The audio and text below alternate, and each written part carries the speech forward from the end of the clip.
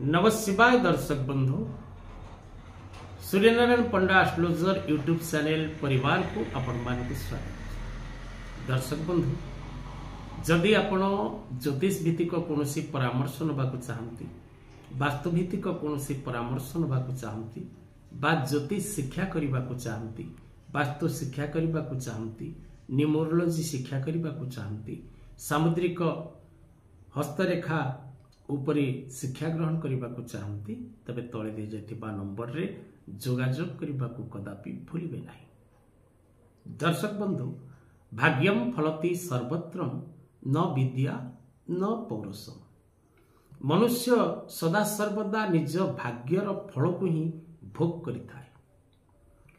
तेणु अनेक व्यक्ति विशेष माने निज भाग्य विषय जानिबा पई सदा सर्वदा इच्छुक रहंती।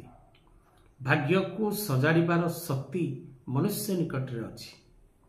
तेणु मनुष्य जदि निज भाग्य को सजाड़िबा को चेष्टा करे, तबे ज्योतिष शास्त्र हेउछि ताहार एक मार्गदर्शक।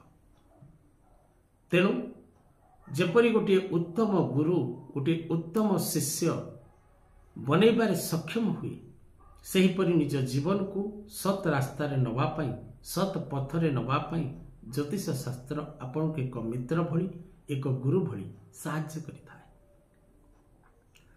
आज कार्यक्रम माध्यम दर्शक बंधु आमे आलोचना करिबा, जदि स्वामी स्त्री संपर्क रे विवाद सृष्टि होताए, जदि वैवाहिक दाम्पत्य जीवन रे उभय स्वामी एवं स्त्री अशांति भोग करुथांती, उभय को नहीं मानसिक अशांति मध्य रहुथांती, उभयों मध्य मतभेद देखा दौथाए, कली झगड़ा सृष्टि होताए, वाद विवाद लगी रहूथाए एवं उभयों को संदेह करुथांती। ए परिस्थिति रे कौन रही सहज एवं सरल उपाय, जो उपाय करने द्वारा स्वामी स्त्री संपर्क रे मधुरता आसीबा एवं स्वामी स्त्री मध्य उत्तम बुझामणा सृष्टि हवा एवं उभयों को नहीं शांति और आनंद लाभ करिबा। यह संभव हो किपरि, क्यों उपाय करने द्वारा स्वामी स्त्री संपर्क रे मधुरता आसी थाए, यह होछि कार्यक्रम मूल लक्ष्य। विश्वास, श्रद्धा, भक्ति एवं धैर्य शक्तिर सहित आमे जदि उपाय को बारंबार प्रयोग करिबा, निश्चित भाव में सफलता लाभ करिबा। दर्शक बंधु, स्वामी स्त्री संपर्क रे तिक्तता सृष्टि हवा, उभयों को नहीं अशांति सृष्टि हबार मुख्य कारण व्यक्ति विशेष जन्म कुंडली रही थाए।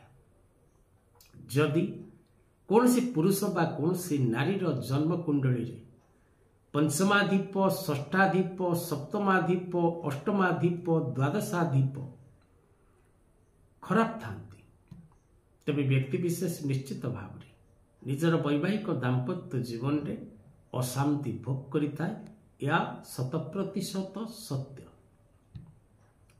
तेणु विवाह समय रे जातक विचार करिबा, जातक मेलक करिबा एवं कुंडली मिलन अनुसार विवाह करिबार परंपरा हिंदू धर्मशास्त्र रे रही।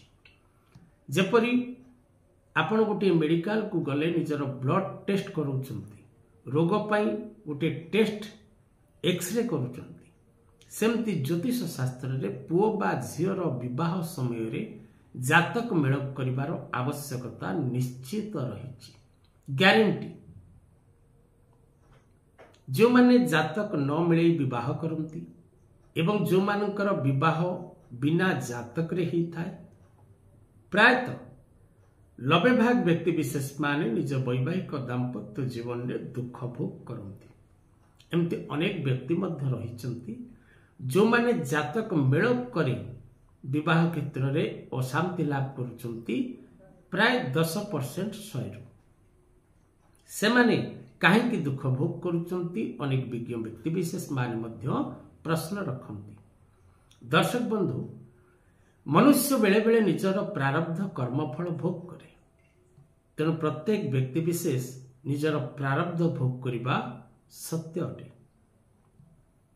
तेबे जो मानकर वैवाहिक दाम्पत्य जीवन अशांतिपूर्ण रहुछि, ଦୁଃଖପୂର୍ଣ୍ଣ ରହୁଛି ସେମାନେ ଏହି ସରଳ ଉପାୟଟିକୁ କରିବାକୁ କଦାପି ଭୁଲନ୍ତୁ ନାହିଁ।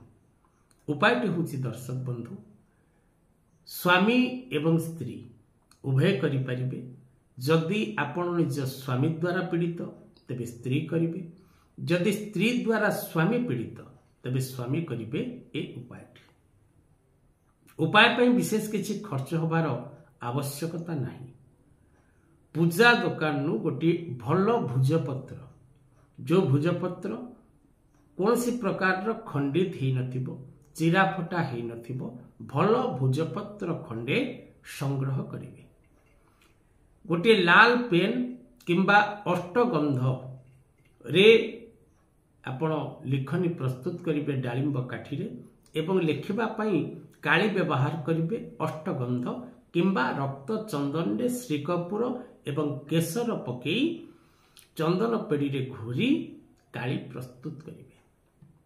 ଯଦି ଏହା ନ କରିପାରିବେ ତେବେ ଲାଲ ପେନ୍, ନୂଆ ଲାଲ ପେନ୍ଟି ଆଣିବେ। ଭୁଜପତ୍ର ଉପରେ ଗୋଟିଏ ତ୍ରିଭୁଜ ଅଙ୍କନ କରିବେ। ସେ ତ୍ରିଭୁଜ ମଝିରେ ଆପଣ ସ୍ୱାମୀ ଏବଂ ସ୍ତ୍ରୀ ଦୁଇ ଜଣଙ୍କର ନାଁ ଲେଖିବେ। ସେ ଭୁଜପତ୍ରଟିକୁ ଫୋଲ୍ଡିଂ କରିବେ ଅର୍ଥାତ୍ ଭାଙ୍ଗିଦେବେ। ସେ ଭୁଜପତ୍ରଟିକୁ ଆପଣ ଏକ 100 ଗ୍ରାମ ମହୁ ଡଭା ମଧ୍ୟରେ ସେ ଭୁଜପତ୍ରଟିକୁ ପକାଇ ତାର ଉପର ଘୋଡ଼ଣୀ ଦେଇ ତାକୁ ନିଜ ପୂଜା ଘରେ ରଖିଦେବେ। 3 ମାସ ପର୍ଯ୍ୟନ୍ତ ସେ ଭୁଜପତ୍ରଟି ମହୁ ମଧ୍ୟରେ ପଡ଼ିକି ରହିବାକୁ ଦିଅନ୍ତୁ ଏବଂ 3 ମାସ ମଧ୍ୟରେ ଆପଣଙ୍କ ଜୀବନରେ କ'ଣ ଉନ୍ନତି ହେଉଛି, ସ୍ୱାମୀ ସ୍ତ୍ରୀ ସମ୍ପର୍କରେ କେତେ ମଧୁରତା ସୃଷ୍ଟି ହେଉଛି ଆପଣ ନିଶ୍ଚିତ ଜାଣିବେ। ଆଜିର କଥାକୁ ଏଇଠି ରଖିବା। ଜୟ ଜଗନ୍ନାଥ।